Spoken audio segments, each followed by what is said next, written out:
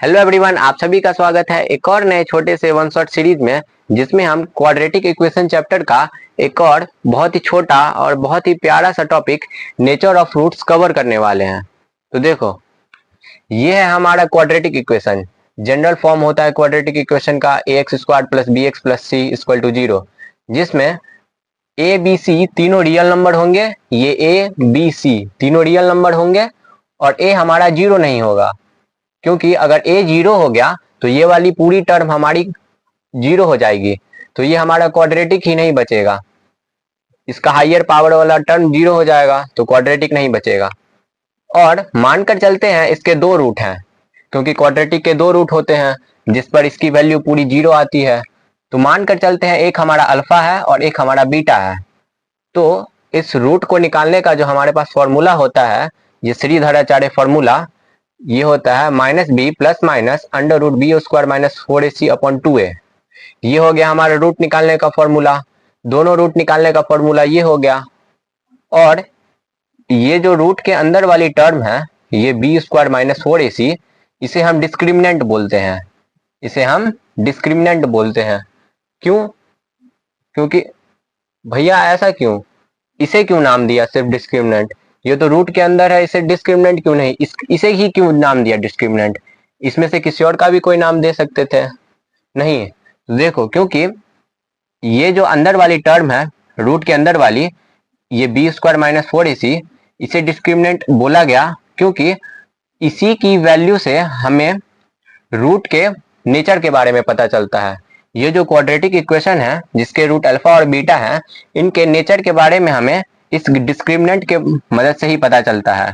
ये जो रूट के अंदर वाली है बी स्क्वायर माइनस 4ac, इसी की वजह से हमें पूरे ये दोनों रूट आएंगे, इन दोनों के नेचर के बारे में पता चलता है।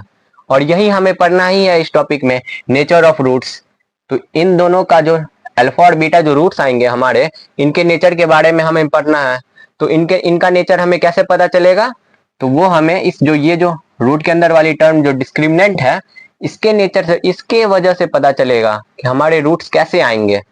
तो सबसे पहला आता है हमारा कि मानकर चलो अगर ये जो रूट के अंदर वाली है डिस्क्रिमिनेंट, ये अगर हमारा पॉजिटिव आ गया तो हमारे दोनों रूट्स रियल और डिस्टिंक्ट आएंगे।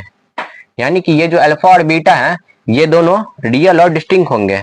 यानी कि रियल होंगे, यानी कि रियल नंबर मतलब रेशनल नंबर और इरेशनल दोनों हो सकते हैं। रेशनल नंबर इरेशनल दोनों हो सकते हैं। और दोनों, बहुत ही इंपॉर्टेंट ये पॉइंट है कि दोनों हमारे अलग अलग होंगे। अल्फा और बीटा दोनों अलग होंगे। ये जो पूरा होगा इससे दो वैल्यू आएंगी हमारी, अल्फा और बीटा, और दोनों अलग अलग होंगे, दोनों डिस्टिंक्ट होंगे, यानी कि डिफरेंट होंगे दोनों। और एक होता है हमारा, अगर डी हमारा इक्वल टू 0 हो गया, मतलब कि ये जो पूरी टर्म है रूट के अंदर वाली term B square minus 4ac, ये अगर हमारा 0 हो गया तो इससे क्या होगा, ये जो रूट के अंदर वाली जो टर्म है ये पूरी 0 हो जाएगी। तो हमारे पास सिर्फ क्या बचेगा, माइनस ये वाली जो x is equal to minus b plus minus under root b square minus 4ac जो है, तो ये अगर हमारा 0 हो गया, अगर ये हमारा 0 हो गया तो हमारे पास क्या बचेगा, सिर्फ x is equal to minus b upon 2a बचेगा सिर्फ, क्योंकि ये पूरा हमारा गायब हो गया। तो अगर ये गायब हो गया, हमारे पास सिर्फ यही बचेगा। तो यहां से हमारे पास सिर्फ रूट निकालने का यही होगा, क्योंकि अंदर वाला 0 हो गया।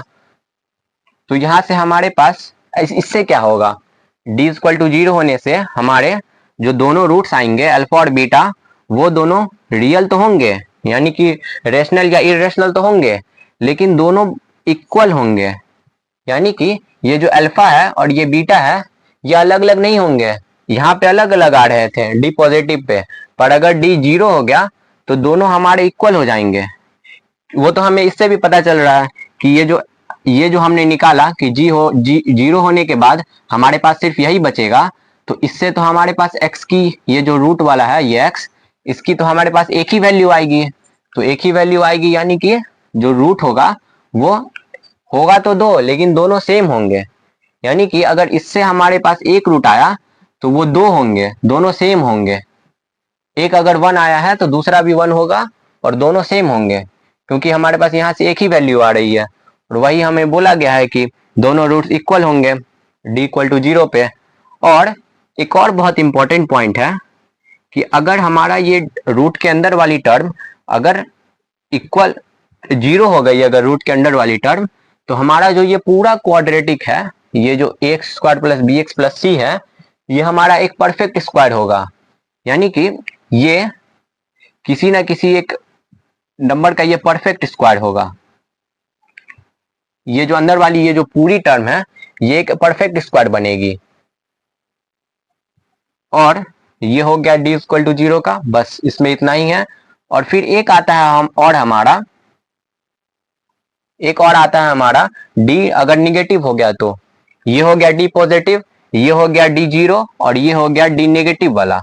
तो अगर हमारा ये जो रूट के अंदर वाली टर्म है ये x equal to minus b plus minus under root b square, under root वाली जो टर्म है ये जो d है अंदर रूट के अंदर, अगर ये हमारी नेगेटिव हो गई तो क्या होगा इससे, मतलब कि अगर ये d हमारा नेगेटिव हो गया तो क्या होगा। देखो ये तुमने पढ़ा होगा कि रूट के अंदर वाली कोई भी चीज अगर नेगेटिव होगी तो इसका वैल्यू एक इमेजिनरी नंबर होगा। इमेजिनरी का मतलब कि हम इसे सोच ही नहीं सकते हैं, ये हम सोच ही नहीं सकते हैं कि ये कौन से नंबर का ये स्क्वायर लिखा हुआ है। क्योंकि अगर पॉजिटिव नंबर है उसका भी स्क्वायर पॉजिटिव ही आता है और नेगेटिव नंबर का भी स्क्वायर पॉजिटिव ही आता है। तो ऐसा कोई नंबर हम सोच ही नहीं सकते हैं जो नेगेटिव हो और उसका स्क्वायर कोई नंबर हो, मतलब कि इसका जो वैल्यू होगा वो हम सोच नहीं पाएंगे, वो एक इमेजिनरी वैल्यू होगा। तो वैसे ही अगर ये जो रूट के अंदर वाली टर्म ये d है अगर ये भी नेगेटिव हो गई तो इसका भी वैल्यू इमेजिनरी आएगा। मतलब कि ये जो पूरी टर्म है इसका वैल्यू अगर इमेजिनरी आ गया, अगर इस पूरे का वैल्यू इमेजिनरी आ गया तो अगर इसका वैल्यू अगर इमेजिनरी है तो इन पूरे का जो वैल्यू होगा ये पूरा इमेजिनरी आएगा। यानी कि x का जो वैल्यू आएगा वो खुद एक इमेजिनरी नंबर होगा, वो खुद एक इमेजिनरी नंबर होगा। और x ही हमारा रूट था, अल्फा बीटा हम यहीं से निकालते थे, x की वैल्यू को ही हम अल्फा और बीटा बोलते थे। यानी कि अगर x का वैल्यू इमेजिनरी आया यानी कि हमारे जो दोनों रूट्स होंगे अल्फा और बीटा वो दोनों खुद इमेजिनरी होंगे।